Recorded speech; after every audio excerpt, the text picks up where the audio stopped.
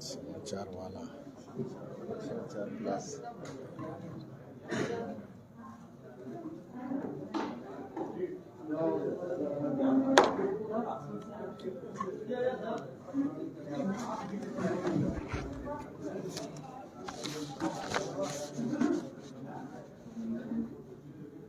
सम्मानित पत्रकार बंधुगण, जोहार, नमस्कार।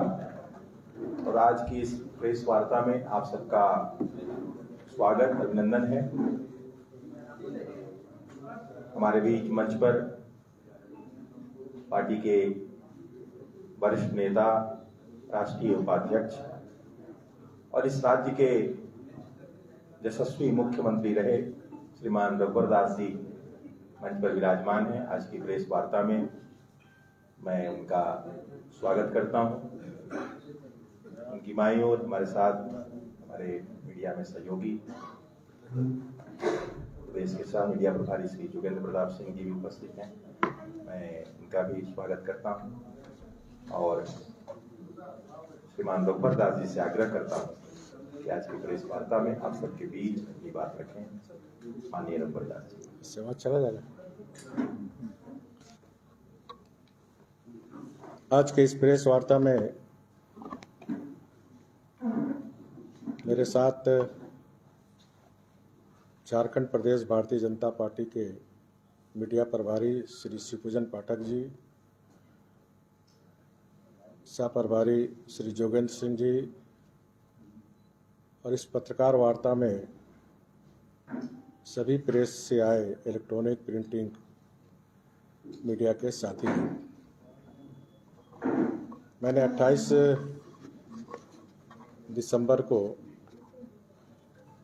28 फरवरी को मैंने ग्रैंड माइनिंग कंपनी पर कुछ सवाल उठाए थे।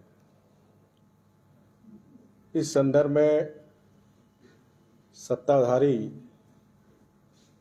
परिवार की भक्ति में लीन झारखंड मुक्ति मोर्चा के एक नेता ने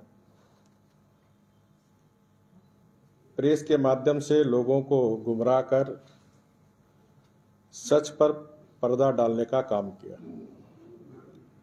जबकि वास्तविकता यह है कि ग्रैंड माइनिंग कंपनी पर आज भी 8 करोड़ रुपया बकाया है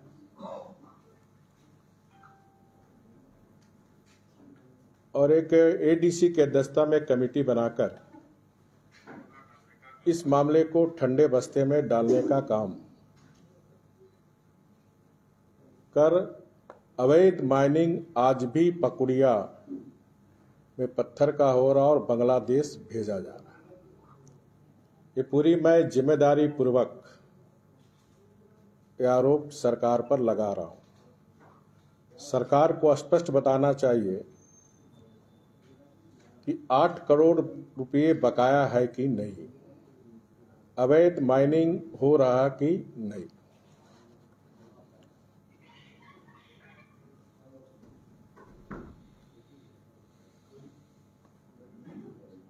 उस ग्रैंड माइनिंग कंपनी में कौन पार्टनर है, ये संथाल परगना का बच्चा बच्चा जानता है। और ये सिर्फ अवैध माइनिंग नहीं, लाभ का पद, क्योंकि जो पार्टनर है सत्ताधारी परिवार का एक जनप्रतिनिधि भी है।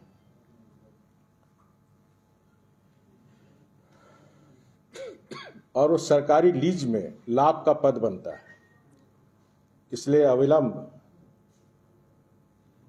बसंत सोरेन जी की सदस्यता समाप्त होनी चाहिए। स्वयं त्याग पत्र दे, नैतिकता के आधार पर, क्योंकि लाभ का पद का मामला बनता है।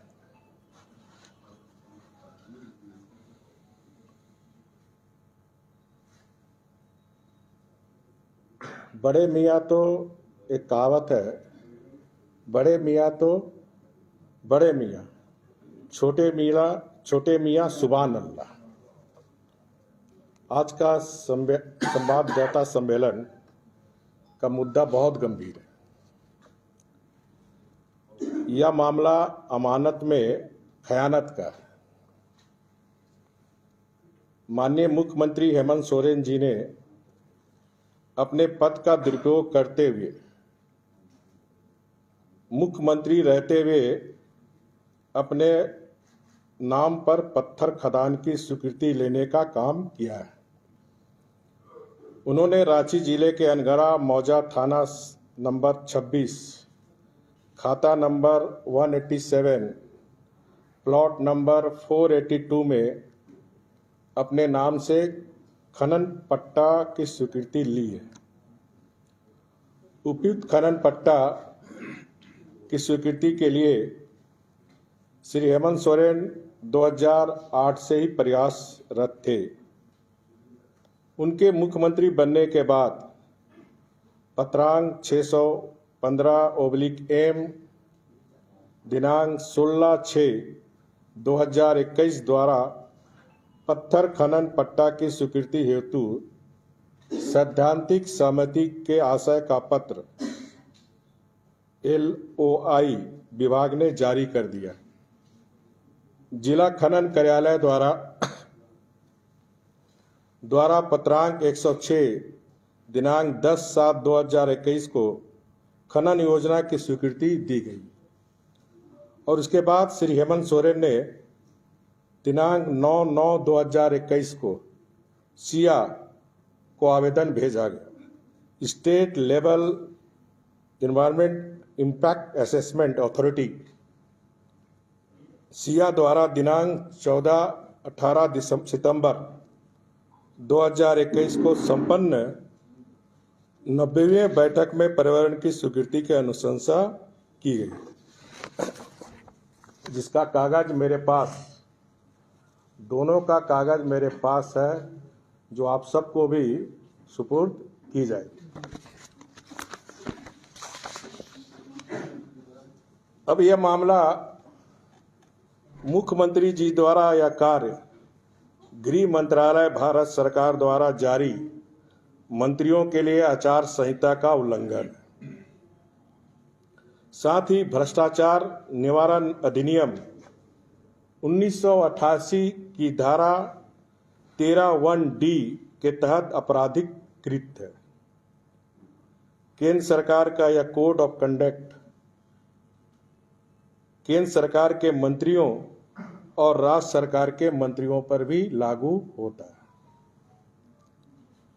चूंकि हेमंत सोरेन जी मुख्यमंत्री के पद को पिछले 2 साल से ज्यादा समय से संभाल रहे हैं और सरकारी सेवक के रूप में आते हैं, यह आश्चर्य है कि मुख्यमंत्री जिसके अंदर खान विभाग है, वही विभाग खान पट्टा की स्वीकृति के लिए सैद्धांतिक सहमति का पत्र LOI जारी करता है।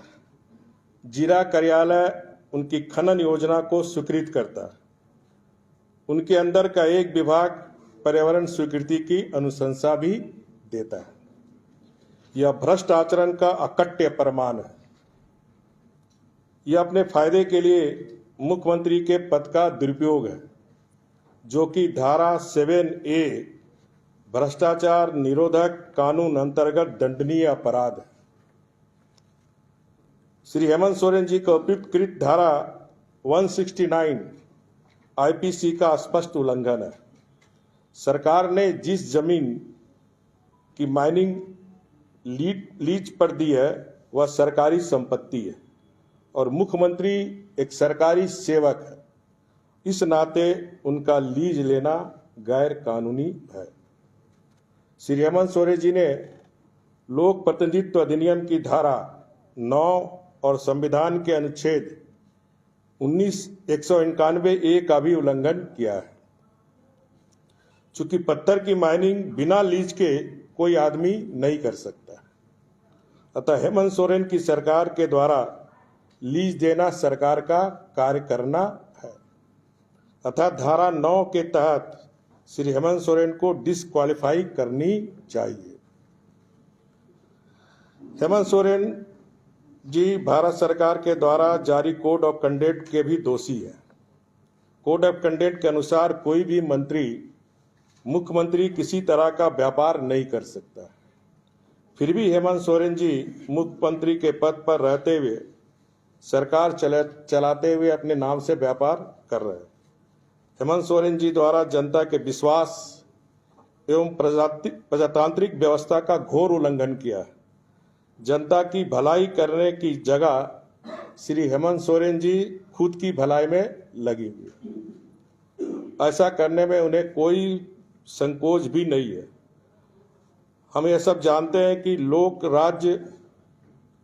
राज से चलता है, लेकिन मुख्यमंत्री हेमंत सोरेन जी लोक लाज छोड़कर अपनी तिजोरी भरने में लगे हैं।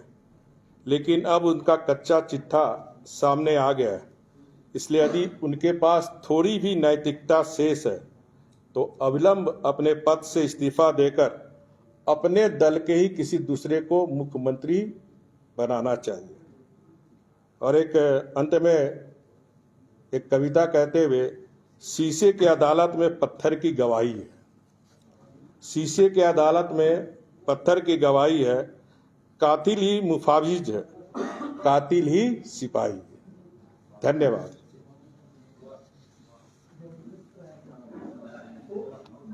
मतलब ऐसा कोई उदाहरण इसके पहले पूरे भारतवर्ष में कहीं है या नहीं? कोई मुख्यमंत्री ने ऐसा कोई किया है? नहीं, हमें लगता है कि देश का, जो मेरी जानकारी के अनुसार झारखंड ही पहला राज्य है जहां माननीय मुख्यमंत्री जी स्वयं व्यापार कर रहे हैं। तो देश का पहला राज्य, और इस देश में या इस राज्य में हम देखते हैं कि जब जब कांग्रेस झारखंड मुक्ति मोर्चा आरजेडी के सरकार बनती, तब तब ये लोग झारखंड को कलंकित करने का काम करते हैं, झारखंड को शर्मसार करने का काम करते हैं। आप सबको याद दिलाऊं, 7-8 में 6-7 में भी इसी तरह कांग्रेस जेएमएम आरजेडी ने एक निर्दलीय को मुख्यमंत्री बनाकर किस तरह यहाँ के प्राकृतिक संसाधन को लूट करने का काम किया था, जिसके कारण स्वयं मुख्यमंत्री भी जेल में थे, अन्य मंत्री भी जेल में थे। वही पुनरावृत्ति इस झारखंड में ये वर्तमान सरकार, गठबंधन की सरकार कर रही है। आपराधिक मामला भी है?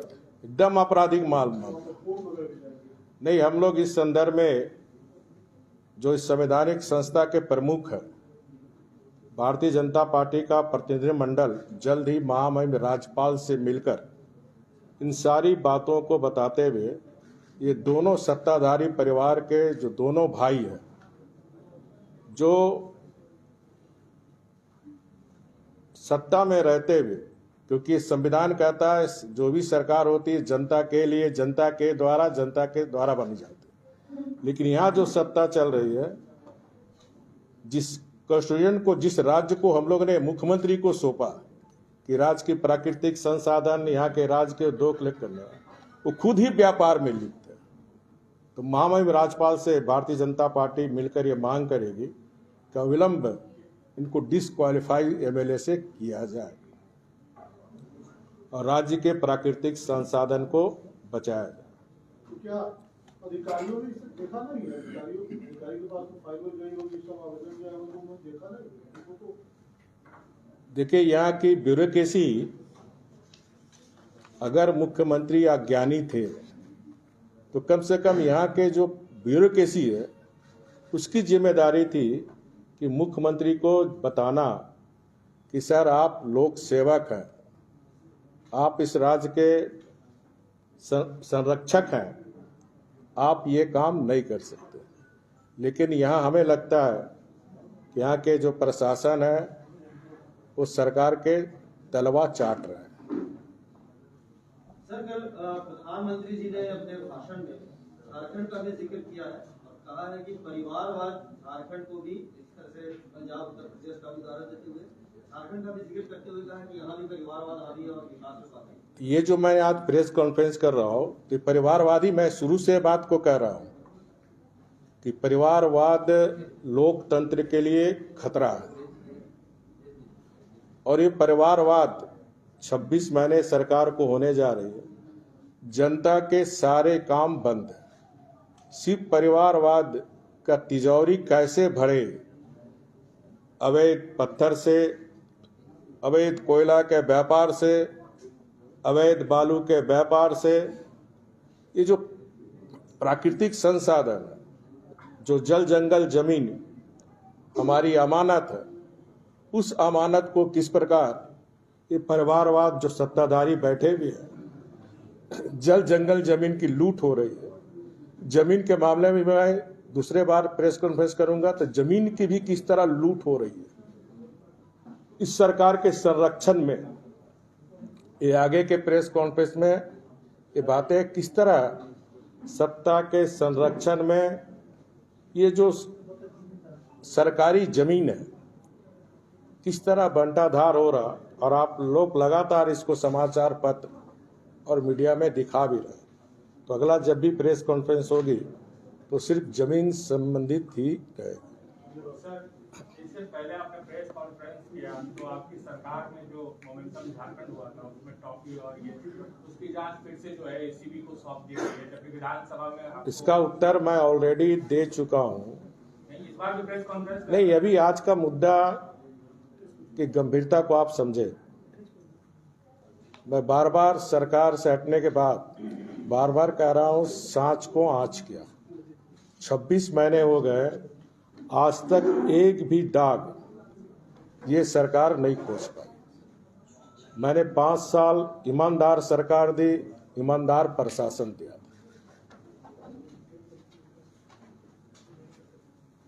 धन्यवाद। सर आज पहला चरण का चुनाव यूपी में हो रहा है, आप राष्ट्रीय उपाध्यक्ष क्या कहेंगे आप आज पहला? नहीं, जिस तरह मैं भी टीवी देख रहा था, जिस तरह वोट का परसेंटेज लोग घर से निकलकर अपने मत का प्रयोग कर जो वोट पोल हो रहा, वो निश्चित रूप से भारतीय जनता पार्टी के पक्ष में, और 4 राज्य में कहीं किंतु परंतु नहीं है। 4 राज्य में भारतीय जनता पार्टी के नेतृत्व में स्पष्ट बहुमत की सरकार बन रही है। पंजाब में भी अब अपने सहयोगी दल के साथ सरकार हमारी वहाँ भी मजबूत स्थिति में है। सर, जो अभी 2-3 जिला है बहुत ज्यादा डिस्टर्ब है। नहीं, आज का विषय मैं सिर्फ सर, भोजपुरी और मगही पे नहीं बोलेंगे। आज के विषय पर मैं इतना ही आज प्रेस कॉन्फ्रेंस कर रहा हूं। इसके लिए आपको बहुत बहुत धन्यवाद। इस संदर्भ में आज के प्रेस कॉन्फ्रेंस एक ही, सॉरी, कृपया आप सब क्षमा चाहता हूं, आज के प्रेस एक ही मुद्दे पर था। ये जो सत्ताधारी परिवार के द्वारा जो प्राकृतिक संसाधन जिसे हम रक्षक बनाए, वही हमारा भक्षक बनकर जो इस राज्य को लूट रहा, उसी के संदर्भ में आज का प्रेस कॉन्फ्रेंस था। बहुत बहुत धन्यवाद। राष्ट्रीय मीडिया के हिजाब पे कुछ बोलेगा सर? हिजाब को लेके तो वो तो नेशनल टॉपिक है सर, उस पे बोल दीजिए। धन्यवाद। हिजाब पे बोल दीजिए। धन्यवाद। चाय पिला लो।